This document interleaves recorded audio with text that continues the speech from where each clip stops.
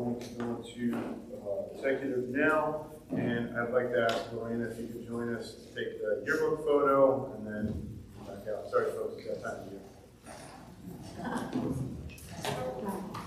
Here we go. Good.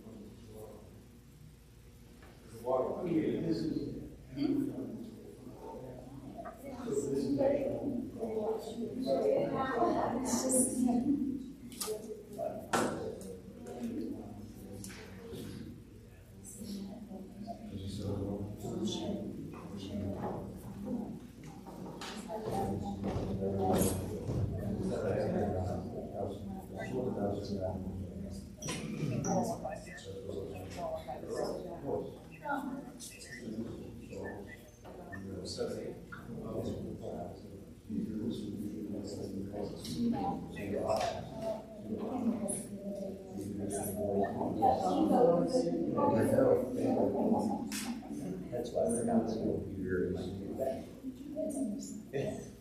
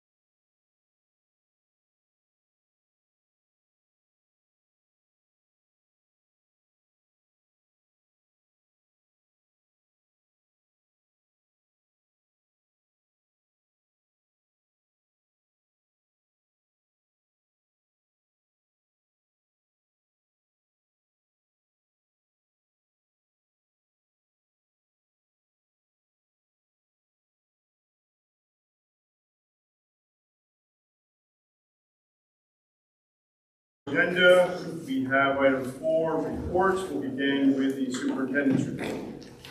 Dr. Craig. Okay, I'll be as brief as I can, but I did want you to know that on the Knoxfield front, I did have a meeting with the mayor last week.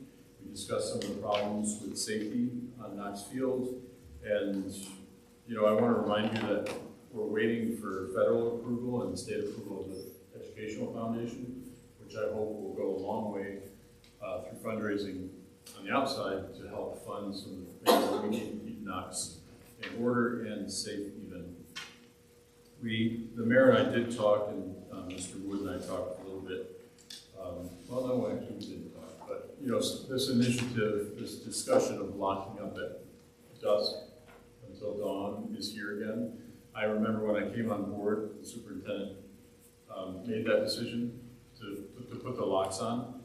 That could be an option, and so I said this last year too, but it seems to be rearing its ugly head again. I don't know if it's a spring fling, but I do think it's a problem with people, abusing Knoxfield. So that's something I'd like to talk with facilities at our next meeting, which I think is coming up pretty soon. SRO surveillance is another idea that we have. Police chief and I have been talking about that, but we are concerned about Knoxfield. Just wanted to say that out in public and working on some of the solutions that could come from that. And also a reminder that field work during the summer months, July and August primarily, will make the track and turf unusable for off limits. I do have a SRO contract draft that I spoke to you about just a minute ago. I want to pass that around to you so you have a chance to look at it. It's in hard copy, and that's a draft. And I do want to introduce Carrie Hauser, who's here as our incoming SRO, and I asked her to say a few words, and she obliged, so just a few words. Hello everyone, I'm Carrie Hauser. Thank you for having me here tonight, for the introduction. Happy to be here, happy to be on board. I'm honored to be the very first school resource officer here in Johnstown, and I'm extremely excited to be the program off the ground and Nice. Thank you, Carrie. Appreciate it. Does anybody have any questions for Carrie on the spot? They're always very nice. A couple of things about programs and initiatives. The foothills to the wax, I did meet with the superintendents and athletic directors, although not all in attendance. This is my understanding that will apply to the WAC for all Johnstown athletic programs, except for those who they don't field. In the next week, I'll get a decision back from the WAC superintendents, and then once they make a decision, I'll let the Foothills Council know that we intend to leave the Foothills Council, and then the president, superintendent, leader of the WAC, of the Foothills Council, we have a pretty good relationship so far, and he clarified that I'll submit a letter to the Foothills letting them know that we are intending to apply for the WAC, so I'll do that all kind of simultaneously. He'll share that information with the league, and then they'll advertise for an anticipated opening in the Foothills Council for another school, a 10th school, since we'll be leaving. That goes to section 2. He posts that for a couple months. Maybe someone will ask to be part of the Foothills. And if there's no suitable applicant, Johnstown can be made aware of this, and at that point is when we apply for associate membership. And then I read the bylaws carefully, and it does talk about a vote to be taken to allow associate membership. It doesn't say by whom, so we have to clear that up. But he's researching how Greenwich, another school district, happened to get associate membership. And he seems to think that was an athletic director's decision. But he's going to let me know when he confirms this. So we're on top of it, and it's all going to kind of come to fruition next week in an official way. I want to sort of tell you about an academic success or two. North Colony, one of the top 5 schools in the Capital District, visited Johnstown. Was it last week? Yeah. And they visited teachers specifically to look at the ELA curriculum resources we're using and the curriculum methodology we're using to teach our kids to read.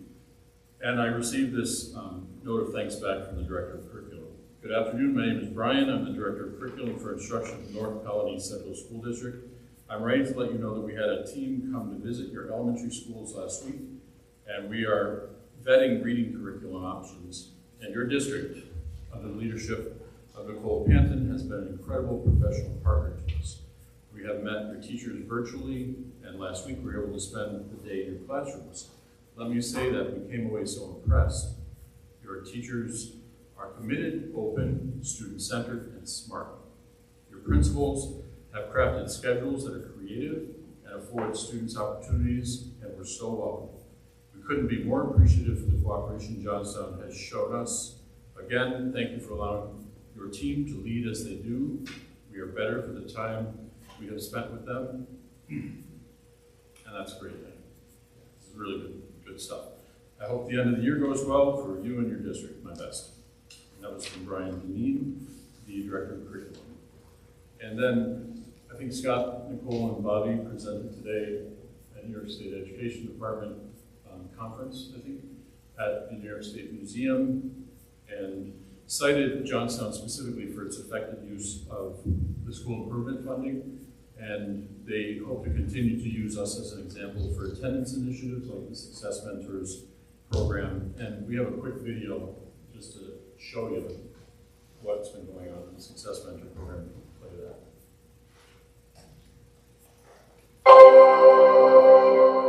When you take a job in education, your job is to get kids to be successful in life and see them move on and be productive member of society. So, whenever you do that as an educator, it feels good. The Success Mentor program is a way for students and staff and or adults in the building to build relationships and have a good rapport with one another.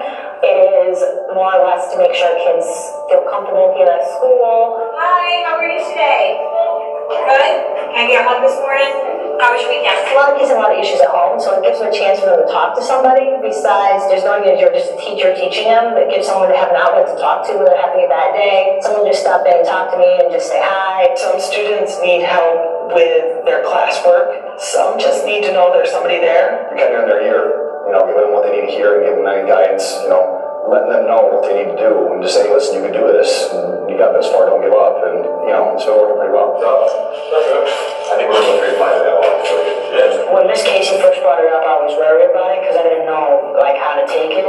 But after a couple of days of doing it, I felt good because I was getting my grades up. I mean, I went from a 59 to a 74 in math, and then from a 74 to an 81. It was amazing. The outcome was beyond imaginable. I want to do schoolwork more because of Miss Abel. She's there to make sure I'm doing good on it, and she congratulates me when I am doing good on it, so it makes it kind of better. So to have something like Miss Abel there to help us is really important. Instead of going home saying I don't know what to do or not doing my work, I usually go to Miss Abel and say, hey, I need help with this. Because I go through a hard time at home and at other places.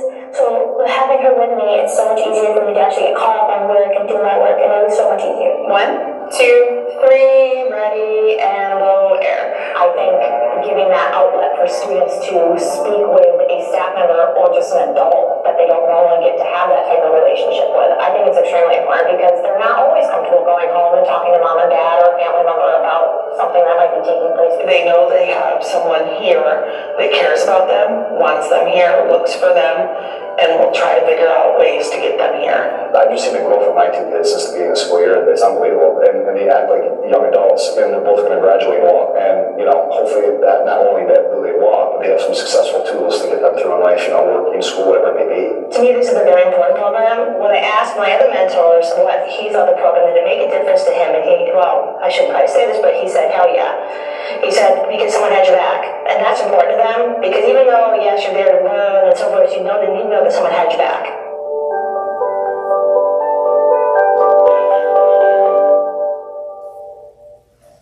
So thanks very much for watching that.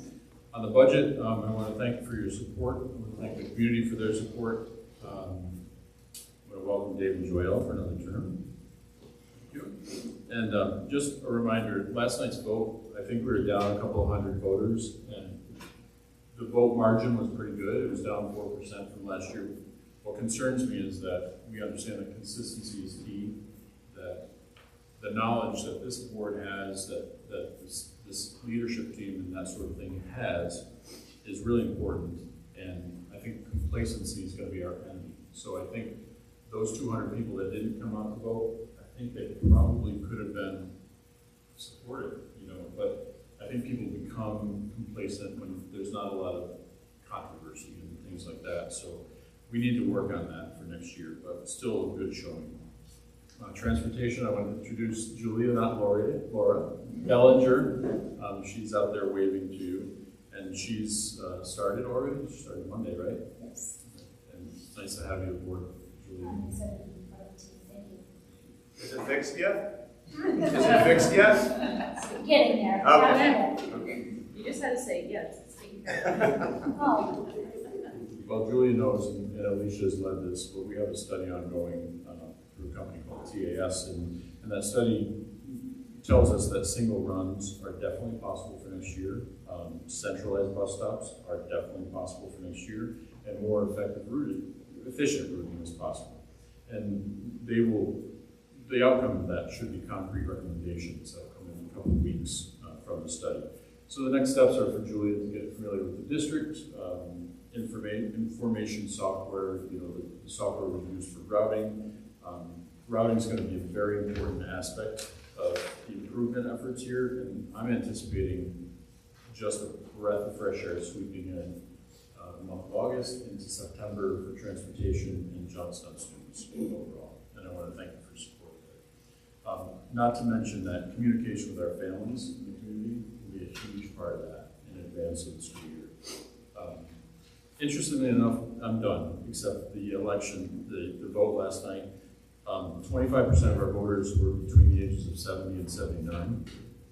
19% were between 60 and 69, and so on. 15%, 6% between the ages of 30 and 39, 2% between 20 and 29, and 2% 18 and 19 years old.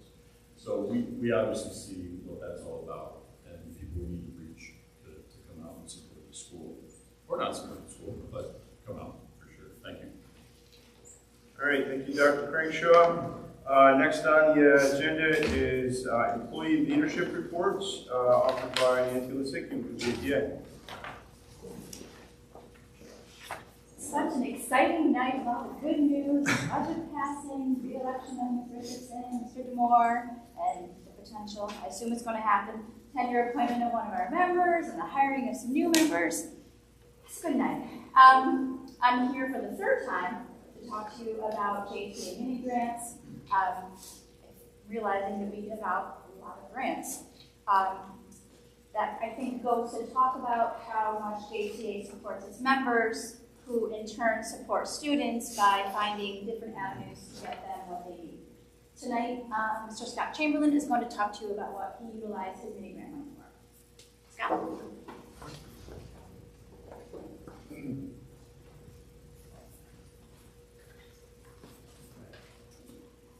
I will probably not be brief, unintentionally, but probably not.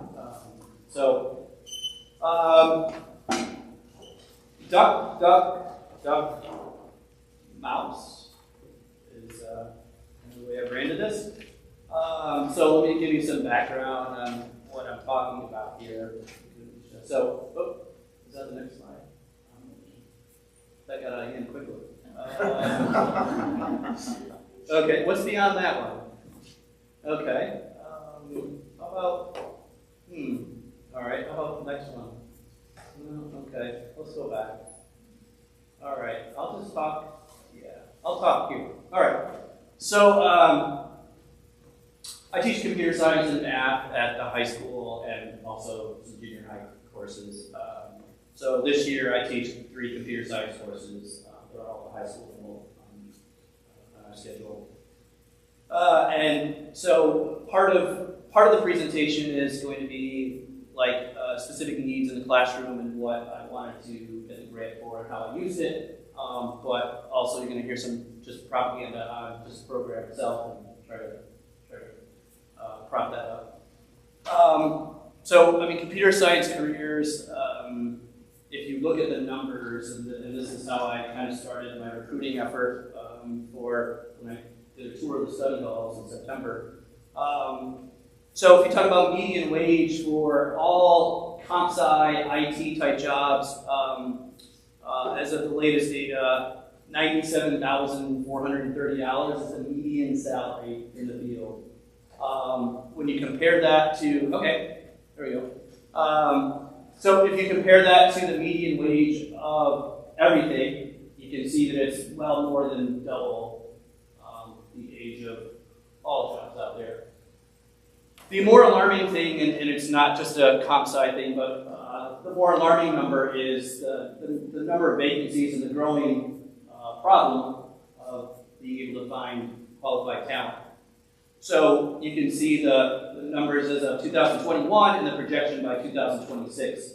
1.2 million unfilled jobs is what the Labor Department is projecting. And the math behind it is simply there's about 400,000 comp sci graduates per year, and there's about 1.4 million new jobs or available jobs over that same year. So the simple math says that's 1 million unfilled jobs, just begging for people.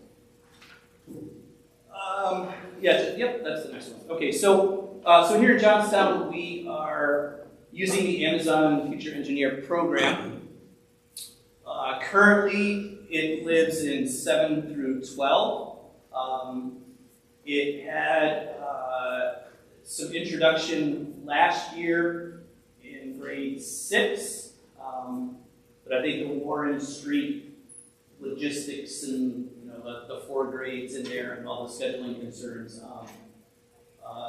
we didn't really get it off the ground below 7th grade this year. So just by the numbers, so we're up 1 student at 7-8 level year over year, and up 10 students at the high school level in the program year over year, which again is, I think, is good growth just in year 2. We are adding, so we have 3 courses last year. We teach 5 courses this year, and we'll have, we plan to have 6 courses in this program next year. Now getting more specific on the grant and why I'm here. So, I don't know if you've ever heard the term rubber duck debugging before. Rubber duck debugging. So, this is my duck. We're tight.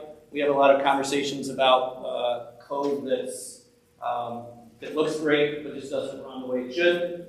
The idea, I think, was hatched, goes back to 1999.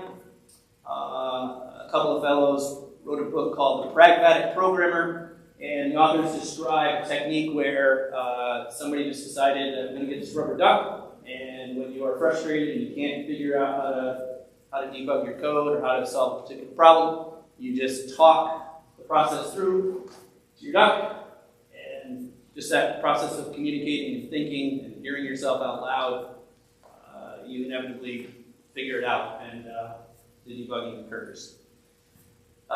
So anyhow, the duck connection is, and it's just one of those nerdy comp sci things that every programmer, like when they kind of just launch into the field, they get a rubber duck. So all my students get this size rubber duck.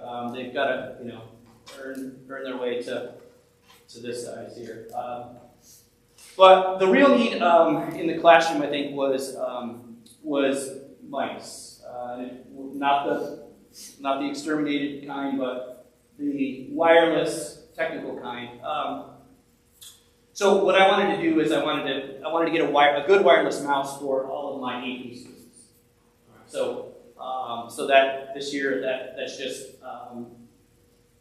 at the time it was six students in the 2 AP courses. So and the reason behind it is just simply we're on a Chromebook, which is it's pretty small, right? It's a compact keyboard, it's a small screen. It handles our curriculum okay, but it's just not ideal for somebody doing a lot of work. So just that repetitive, movement on the touch screen is just not conducive, especially in a more serious level. So I wanted to get wireless mice for those AP students to actually have. So that's what I applied for, and that's what I was given. And I think it has made I really think it does add a good difference. I also used it as a marketing tool. So I came around with my wireless mouse and my duck, and promises of lots of cash.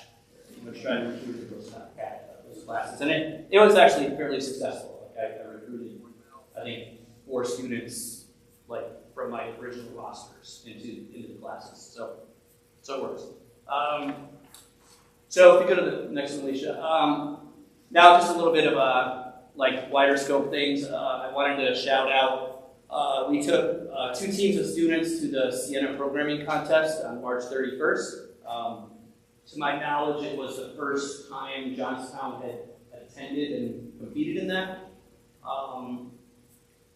In the words of one of the rookies on the team, because they're all rookies, basically the mantra was, we will not finish in last place, and we did not finish in last place. We had a gold team, which is a little bit more experience, and a green team, a little bit less experience, and the gold team solved two of the problems posed. The winning team in that division solved 5. And on the green team, they solved 4 problems posed. And this is a 3-hour span. They're not easy problems. And the top team in that division solved 7. So it was a little more competitive in the green division, but they represented well. They ate an unbelievable amount of pizza and consumed way too much Mountain Dew, and then they came away with more than just a lousy T-shirt, which was given away for free. So, but to hear those guys talk, just in the walking out to the bus ride home, I've never had those guys say, in that span of 2 hours, they said more than they said in my class all year. So it really impacted them in a positive way. So it was a really great experience looking to climb the ladder with more teams next year. Lastly, I just wanted to highlight a couple of individuals, one junior high student and one senior high. Serenity D'Angelo is in grade 7. She's taking Fundamentals of Scratch course and with Mrs. Vanderwerken. And she is a incredibly creative young lady. That's her thing. So for her, this program is providing a technology platform to express herself in a whole different way. Mohammed Patel is he's actually an early graduate. He's 3rd year of graduating as a senior, and he's in my AP class. And he's more hardcore analytical, just brilliant figure. But he's found a creative outlet. So it's kind of coming from both angles with these students. It's really amazing. So Serenity, if you could just play the one on the left just briefly. It's just a short clip. She created this game called Dream Express, and you'll see how this operates here. It's just about a 20-second video. So there's your intro, and there's the Express, and here come the asteroids and stars. Oh, there you go. Okay. So very much, if you grew up in my time, that was as good as it gets. But the cool thing about that game is that her project was chosen by the Scratch organization. So when you log on to Scratch and look at your dashboard, down at the bottom, they have featured projects every week or 2 weeks. And her project was chosen as a featured project, like all the projects in the world at the same time. So that's pretty amazing. And then if you could just briefly play Mohammed's. Go full screen. So he created this game called Infinite Soccer. And you can be the goalie, or you can be what's the term? Wing, forward. I don't know soccer at all. But So basically, you can play offense or you can play defense, I guess is the best way to describe it. So he's going to play now, I think, as a goalie. Okay, so now he's the goalie. And the computer's kicking. All right, that was an easy save. All right, that's not hard. Okay. All right. So Mohammed, I believe my cohort last year was the first group to take an AP computer science class, I believe, in the school's history. And he got a 5 out of 5 on his test. And 30% of that score is based on creating an original program and documenting it appropriately. So I just wanted to get some kudos to them. Lastly, again, I called my shot here, it wasn't going to be brief, but computers are incredibly fast, accurate, and stupid. Human beings are incredibly slow, inaccurate, and brilliant, but together they are powerful beyond imagination. Attributed to Albert Einstein, I thought absolutely not Albert Einstein, just one of those quotes that somebody else said it, but all right, sorry, thank you, appreciate it.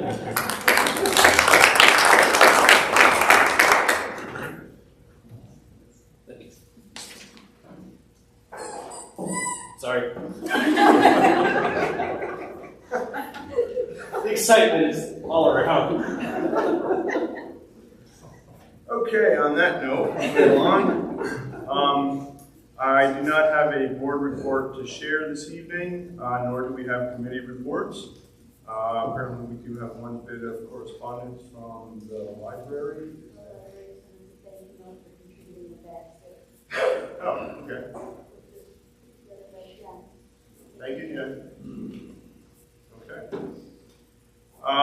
So, moving along to item 5, the consent agenda. In an effort to expedite the business of the Board of Education, but in no way meant to diminish the importance of each item, the consent agenda may be used for the items in this section. Items may be removed from the consent agenda at the request of any one board member. Items not removed will be adopted by general consent without any debate. Any removed items may be taken up either immediately after the consent agenda or placed later on the agenda at the discretion of the board.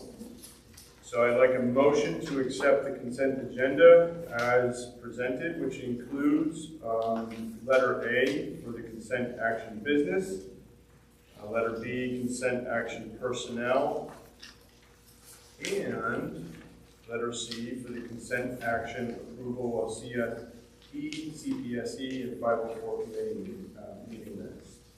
Do I have a motion? Art, second. Ron? Okay. All those in favor, please raise your hand. Is there a discussion? Oh, I'm sorry. Yes, discussion. Would you like to pull anything from the agenda? Well, I don't need to pull anything, but I just want to make a note that there's an item on the consent agenda that needs just a correction. The general, item 8, general fund modification, the GJSD donation that is not a GMSG donation, that is a donation from an individual parent to the district.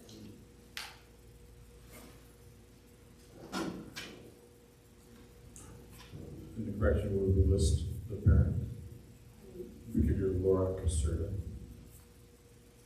who wrote a check because she was pretty impressed. She wrote a check for $1,000 after she saw the Music in Our Schools Month concert.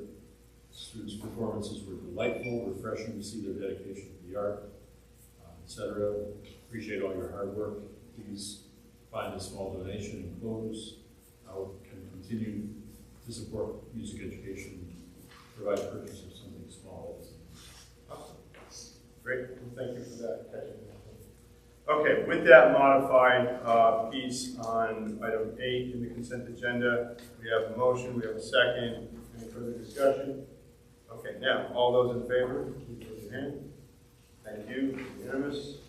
Okay, moving along. We get on to action items business on page 7. First item to take up is the acceptance of the May 16th, 2023 school district vote for Board of Education members, 2023-24 school budget vote, and other propositions. Can I have a motion to accept that? Bev, second. March. Any discussion? All those in favor, please raise your hand. Unanimous, thank you. Second item, declaration of surplus items for public auction, whereas the Board of Education of the Greater Johnstown School District desires to declare surplus and dispose of district-owned property currently set forth on Exhibit A, attached here to, and made a part hereof. And whereas the obsolete or unusable or undesirable district-owned itemized inventory listed on Exhibit A attached here to, and made a part hereof, is hereby declared to be surplus to the needs of the Greater Johnstown School District. Be it resolved that the Assistant Superintendent or School District Treasurer, working in conjunction with the Director of Buildings and Grounds, are hereby authorized to dispose of the aforesaid surplus property by any means allowable, to include offering for sale at public auction, donation to a nonprofit organization, internet online auction, upset bid process, or destruction, and further resolve the Greater Johnstown School District will utilize the services of the county line auction to sell the surplus property set forth herein at the public auction. And any items not sold via this method, which have a fair market value less than $1,000, may subsequently be sold by the Assistant Superintendent or School District Treasurer by private sale or destroyed. And further resolve, none of the public auction will be advertised, notice of the public auction will be advertised as required by statute, and the result of the surplus property auction and a private sale shall be reported at the next regular meeting of the Board of Education. May I have a motion for the public auction? Second. Mark, second. Any discussion? Okay, all those in favor, please raise your hand. Okay, unanimous, thank you. Item 3, memorandum of agreement with CSEA for transfer of 4 food service worker positions. This is to accept the recommendation of the superintendent to approve a memorandum of agreement between the Greater Johnstown School District and the Civil Service Employees Association, transferring the function and title of 4 food service worker positions to Capital Region BOCES effective July 1st, 2023, pursuant to Civil Service Law Section 70.2. May I have a motion? Ron, second? Okay, any discussion? As we said, so now the entire food service department will be switched over. Further discussion? Yeah, I actually think their salaries are improving as a result. Some are near retirement. Okay, any further discussion? Okay, all those in favor, please raise your hand. Unanimous. Item number 4, memorandum of agreement for COA for July 1, 2023 through June 30th, 2024. This is to accept the recommendation of the superintendent to approve the principal terms of a memorandum of agreement between the Greater Johnstown School District and the Central Office Association for the period of July 1, 2023 through June 30th, 2024. Can I get a motion? What? Second, Beth? Discussion? Okay, hearing none, all those in favor, please raise your hand. Thank you. Unanimous. We have a resolution for emergency application of an appropriate herbicide. So the Board of Education of the Greater Johnstown School District hereby determines that the condition of the district's athletic fields poses an imminent threat to the health and safety of the students using those athletic fields and surrounding grounds for athletic events and other school purposes, and renders those athletic fields and surrounding grounds unusable until the imminent threat to the health and safety of the students is eliminated. The condition of the district's athletic fields poses an imminent threat to the health and safety of the students who use those athletic fields and surrounding grounds, and constitutes an emergency as contemplated by Education Law 409K. The Director of Facilities for the district is hereby authorized to coordinate the emergency application of an appropriate herbicide or herbicides as defined by Environmental Conservation Law 330101 to extend necessary to abate the current unusable condition of the athletic fields and surrounding grounds and return them to a safe condition for use by students. The Director of Facilities for the district as school pesticide representative is hereby directed to provide such notification of the emergency application of herbicide undertaken pursuant to this authorization as is required by 8 NYCRR Section 155.24 and Education Law 409H. This resolution shall take effect immediately and shall be in effect for a period of 1 year. May I get it? I make a motion. Thank you. Late in the evening. Second. Well, thank you. All right, any discussion? Is there a specific field that this is earmarked for, or what's the purpose? Dave, you want to That would be all of our items. All at all campuses? So that would encompass max, the Can I ask, what is the imminent threat? Go ahead, Dave. basically, the weeds are taking over and they're choking out our turf. So as our turf dies away, we don't have that pushing mat that the grass supports. Instead, they're low-lying weeds. We don't push it at all. So when you're talking about turf, you're talking about football field, not field. Oh, turf meaning No, grass. it would be All the turf, everywhere, in all of the fields.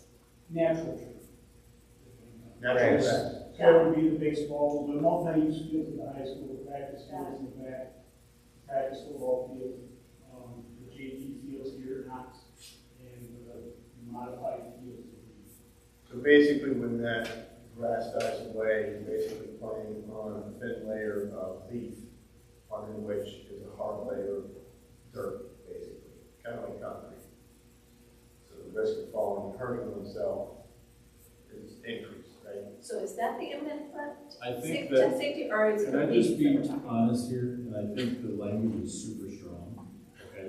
But it was approved by our attorney as the way to get an herbicide that is not going to be a long-standing danger to eradicate the broadleaf weeds in our natural turf, so that it doesn't take over and you can have grass rather than the broadleaf.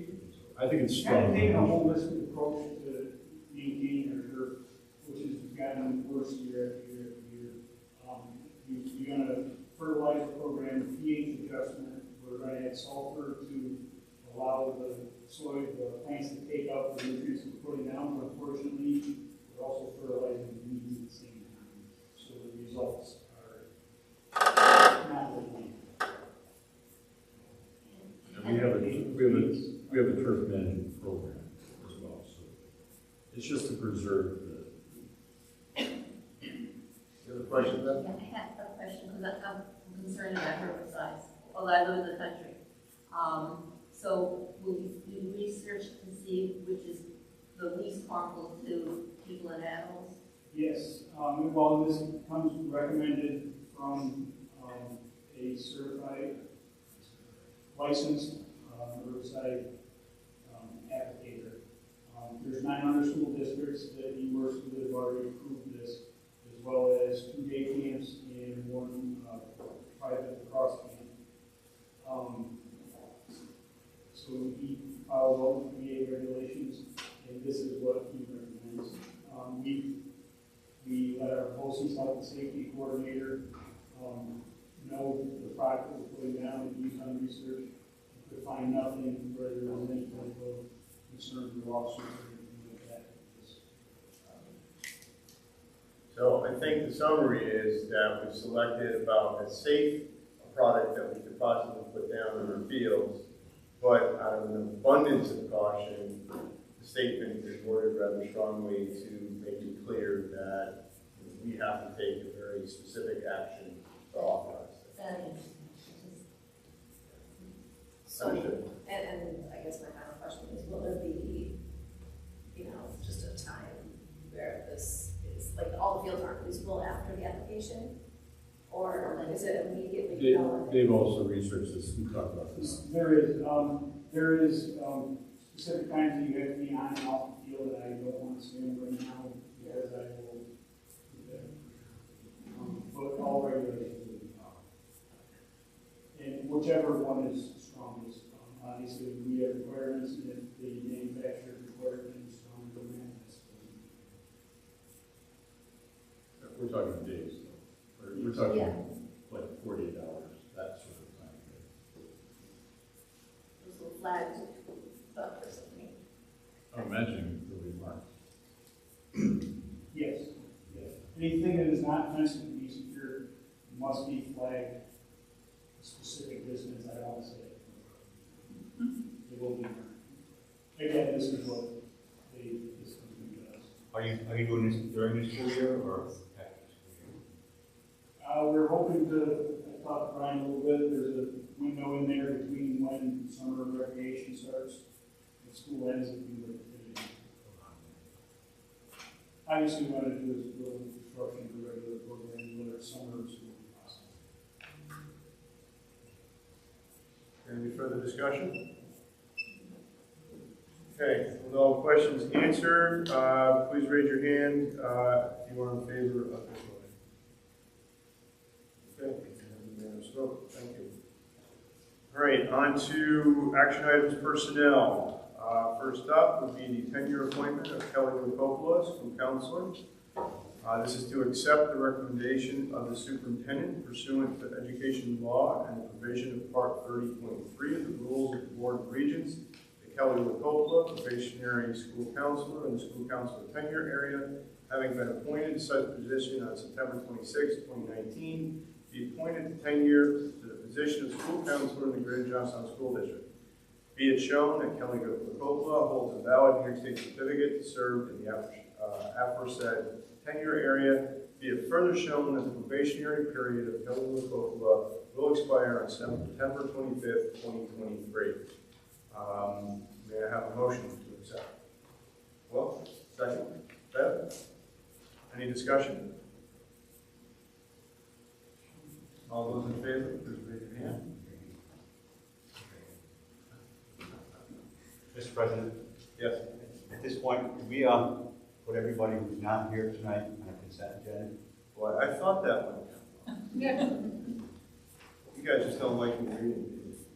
We do have a couple other attendees that we will separate. But I'd like you to confirm these are those that remain. Well, first of all, Mrs. Coppola is here, and she is. Can you wave or stand up or something? Congratulations. And I know that Jessica Hayner is here. She's in the back. Maria Messina is also here. Nice and neat, right in order. Kayla is here though. Kayla's not here. Rachel's not here. Katie is not here. They're also here. I think we've reached everybody. Okay. So let me first take care of those folks that are here. So we're going to move to item 5, probationary appointment of Jessica Hayner, school counselor.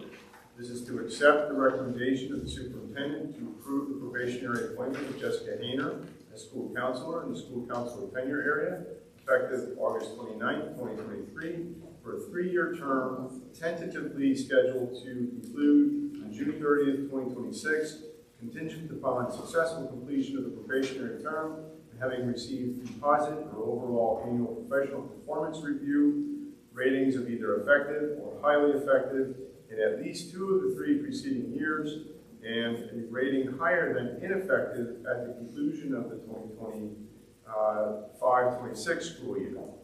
Certification of a school counselor be permanent with a salary at step E10 of the salary schedule pursuant to the contractual agreement between the Johnstown Teachers Association and the Greater Johnstown School District. Fingerprint review has been completed. The receipt of the completed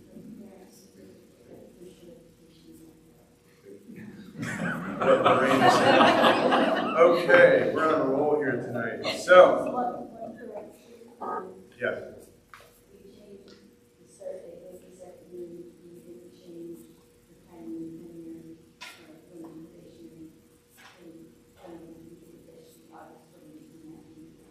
Okay, August 28th of 2026 is the now revised schedule conclusion of the probationary period. Okay, with all those clarifications, may I have a motion to accept? Okay, Art and any discussion? Okay. All those in favor, please raise your hand. There we go. Unanimous. Congratulations.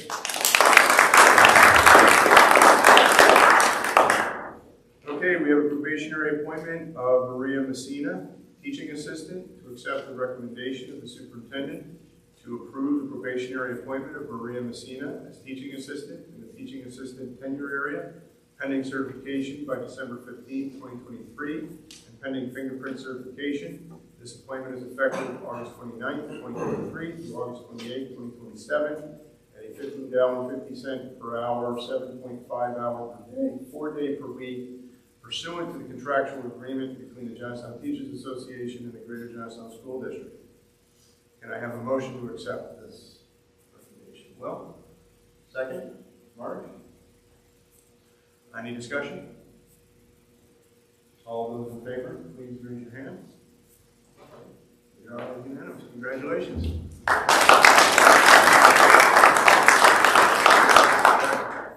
So now we will collectively accumulate item 2, which is the probationary appointment of Corey Ferris, English teacher.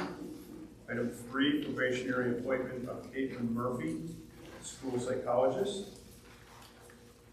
Item 4, probationary appointment of Ashley Schatz, school social worker. Item 7, probationary appointment of Caitlin Mock, music teacher. Item 8, probationary appointment of Rachel Lee as an elementary teacher.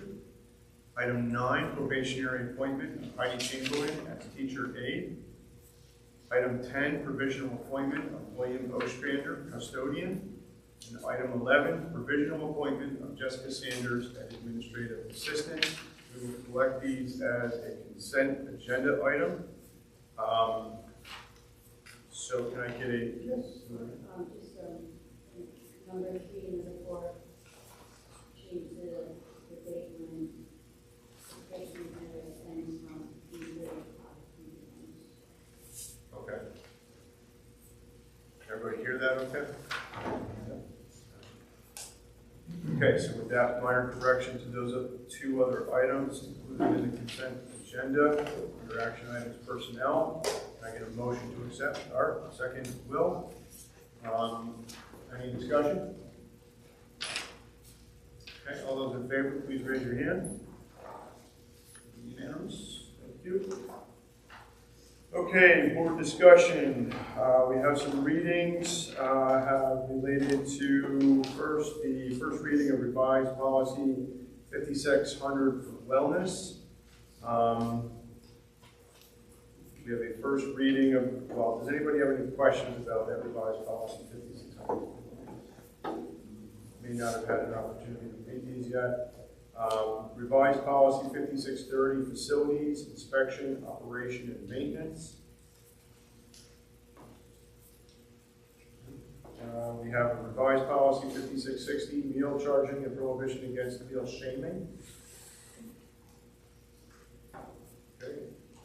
Revised policy 7420, sports and athletic program. I do have a question. Could you kind of clarify? That seems like a very overly broad sort of description. Which one? Sports and the athletic program. What's the policy we're going to do? So the policy is an existing policy, and the corrected language changes the term of the school's doctor to the medical director. That's one of the things.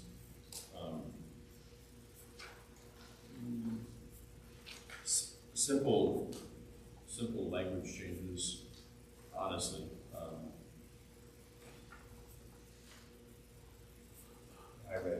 Instead of, it's not a major thing. Instead of saying locker rooms, practice, and competitive facilities, it now says the provision of locker rooms, practice facilities.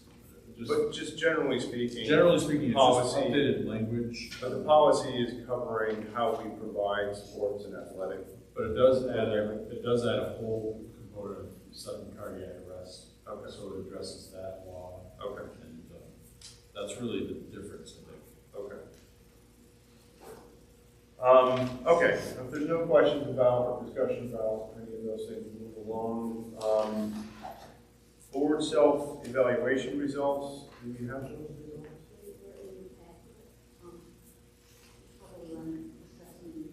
Yeah. Okay. Okay, that's the important thing to know right now. Okay. So we have the continuation of our policy manual audit, section 6000 is on the agenda for May and June, for policy 6410, 6561.